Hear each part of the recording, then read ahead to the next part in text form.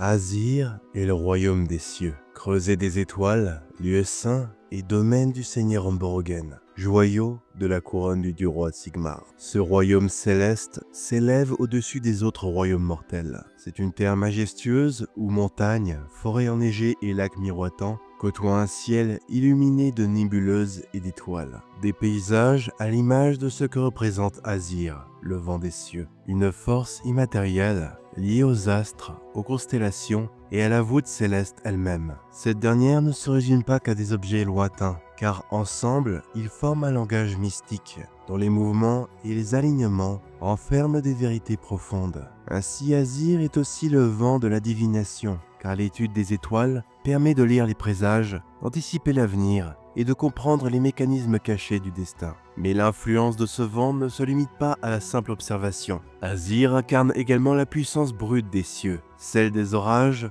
de la foudre, des tempêtes, des météores et des comètes, qui peuvent être canalisés sous forme de sorts destructeurs ou de lumière sacrée. Aussi, sous-jacent à tout cela se trouve un ordre supérieur, une harmonie invisible qui régit les mouvements des étoiles comme les fils du destin. Ce vent de magie est intimement lié aux lois naturelles, à la structure mathématique de l'univers et à une vision du monde où tout suit un schéma aussi vaste qu'impénétrable. Azir enseigne une sagesse froide et lucide, détachée des passions humaines, où comprendre, c'est observer de loin dans la clarté glacée du ciel nocturne les forces qui façonnent le monde. Ceux qui maîtrisent vraiment ce vent ne cherchent pas à imposer leur volonté, mais à l'aligner avec les vérités éternelles gravées dans les cieux. Ce n'est donc pas à hasard que c'est ce royaume qui a été le berceau du panthéon de l'ordre et de la civilisation durant l'âge des mythes. Qui plus est, durant l'âge du chaos, il a été l'une des rares sphères quasi intouchées par la ruine. Bien que cela n'ait pas été sans prix, car si Azir semble presque immaculé aujourd'hui, ces terres ont loin d'avoir toujours été épargnées par les conflits,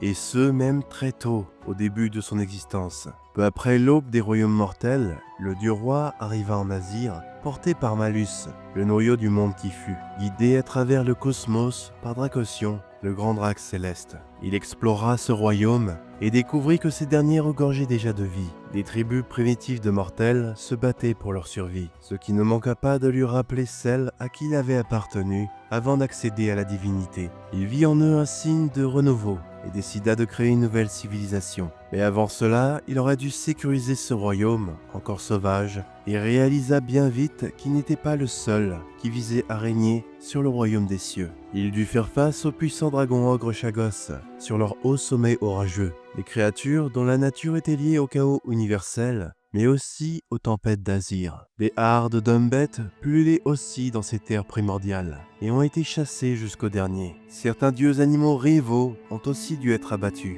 des divinités titanesques qui sont parfois les primogéniteurs d'une espèce entière, comme Imnog, le primogéniteur des Gargants, qui revendiquait la domination du royaume des cieux. Un combat éclata entre lui et le dieu roi qui se solda par la victoire de ce dernier. Cet événement marquera d'ailleurs une tension entre Sigmar et les Gargants. Bien plus tard, il fera aussi face à Behemat, le fils d'Imnog et le champion de Gorkamorka, qui lui apportera la rancœur de certains de ses enfants, les méga-gargants. Cela dit, le reste des gargants qui ont continué de vivre à Azir ont fini par prêter allégeance à Sigmar. D'autres êtres encore plus étranges avaient aussi choisi comme domaine des parties du royaume céleste, certaines même originaires de parties distantes du cosmos, comme le roi des constellations brisées qui tyrannisait les 12 premières tribus d'Azir.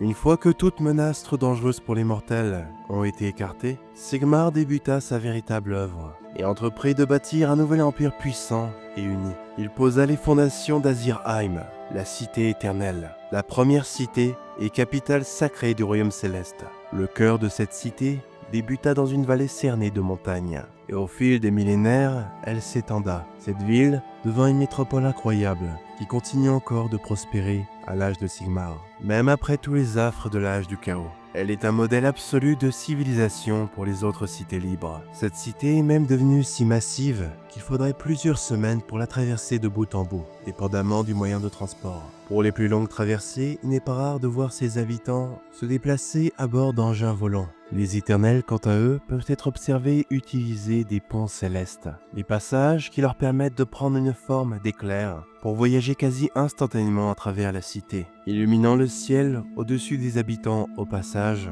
leur apportant le sentiment de sécurité en voyant que les anges du Dieu roi veillent sur eux. Au fil des millénaires, la population d'Azirheim est devenue presque innombrable et peuplée d'êtres ayant des origines appartenant à toutes sortes de cultures, aussi bien humaines, elfes, dwardines, ogres, gargants et bien d'autres créatures douées d'oraison, tous de fidèles sujets de l'Eldenhammer. Les pèlerins des Kultenborgen venant de tous les royaumes y ont afflué en masse afin de pouvoir pleinement voir les monuments et les œuvres divines du Dieu roi. Que ce soit le hall céleste du grand conclave d'Azirheim, présidé par des mortels qui ont la confiance de Sigmar, ou encore le temple du tonnerre qui abrite le Liber Sigmaris, recueil sacré de la parole du Dieu roi. Non loin d'Azirheim se trouve le mont Célestian, le plus grand de tous les sommets où se trouve le royaume des cieux. Sigmar aurait jadis abattu son marteau sur sa cime et aurait créé un immense plateau à son sommet. Là, il établit la cité des dieux, qui visait à accueillir toutes les divinités qui avaient rejoint son panthéon. D'immenses et magnifiques demeures furent construites pour héberger ces êtres puissants, chacune rendant hommage à leur nature propre. Demi-dieux, monstres zodiacaux, anciens et nouveaux dieux, originaires du même monde que lui, tous sont venus au moins une fois dans ce lieu, afin de sceller les accords qui formeraient cette nouvelle grande alliance. Au centre de cette cité de temple se dressait une tour de lumière bleue, et au sommet se trouvait la cour des dieux, d'où l'on pouvait voir tous les royaumes mortels. D'immenses trônes dignes des dieux s'y trouvaient aussi. Un trône d'os pour Nagash, un trône de marbre blanc pour Tyrion, un trône d'argent pour Teclis, un trône de pierre sombre pour Malérion, un trône d'ambre flamboyante pour Grimnir, un trône d'acier pour Grogny, un trône de bois pour Alariel et un trône d'or pour Sigmar. Nombre des décisions qui ont été prises ici ont façonné l'avenir des royaumes mortels. Mais avec les millénaires, vers la fin de l'âge des mythes,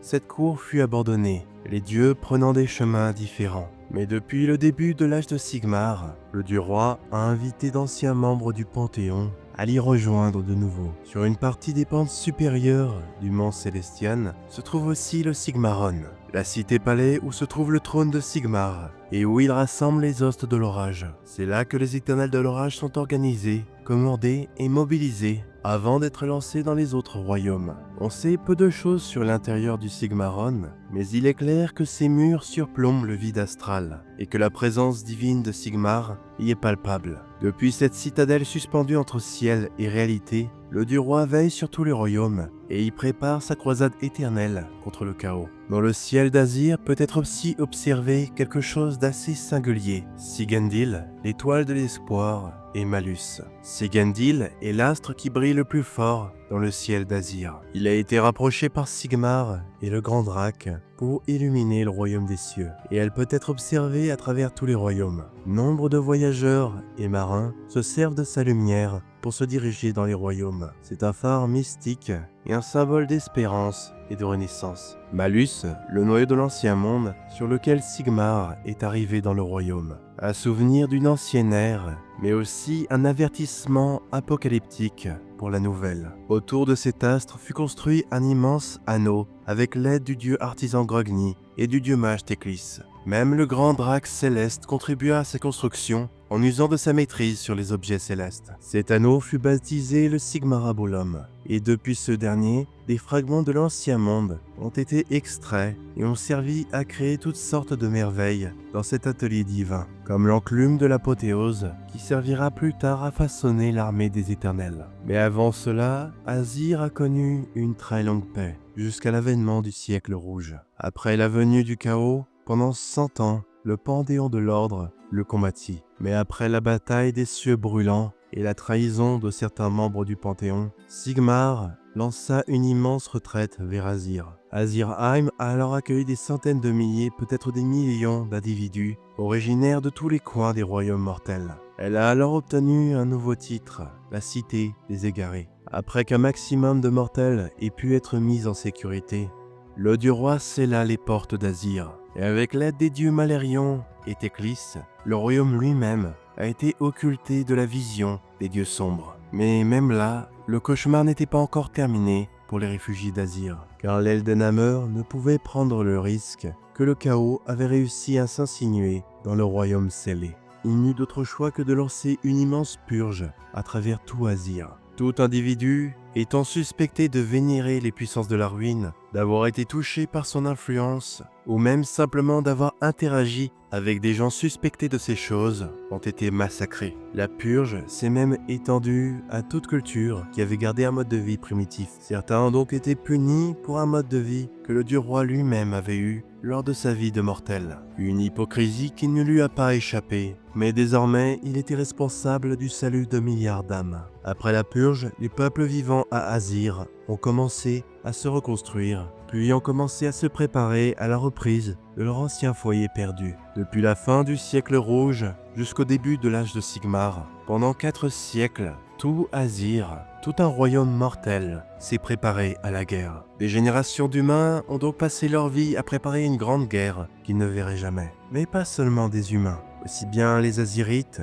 que les elfes Kurnosi de Giran, les Doardins des empires Khazalites de Shamon, les elfes d'Ulgu de l'empire de Narkas, et de multiples autres peuples des royaumes ont joint tout leur savoir, aussi bien martiaux qu'artisanal et même arcanique, pour assurer leur victoire. C'est d'ailleurs durant cette période que les tours des 8 vents ont été érigées dans le ciel d'Azirheim, un symbole de l'union du savoir des peuples des 8 royaumes. Les tours des 8 vents forment un ensemble de 8 édifices mystiques, à la fois collège et laboratoire arcanique. Chacune est dédiée à l'un des 8 vents de magie, et toutes ensemble constitue le cœur de la puissante collégiale des arcanes. Une institution fondée par des maîtres de l'arcane, des mages, des devins de guerre, des thaumaturges, des druides, des pyromanciens, des chuchoteurs d'âmes et bien d'autres encore, qui ont fui leur royaume pour trouver refuge à Azir. Tous apportèrent avec eux un savoir ancien et précieux. Ce savoir y fut conservé, structuré, développé et perfectionné dans ce qu'on appelle aujourd'hui la collégiale. De nombreux mages de bataille des cités libres y ont été forgés, parfois durant des décennies. Mais seuls ceux qui ont étudié 10 ans dans chacune des 8 tours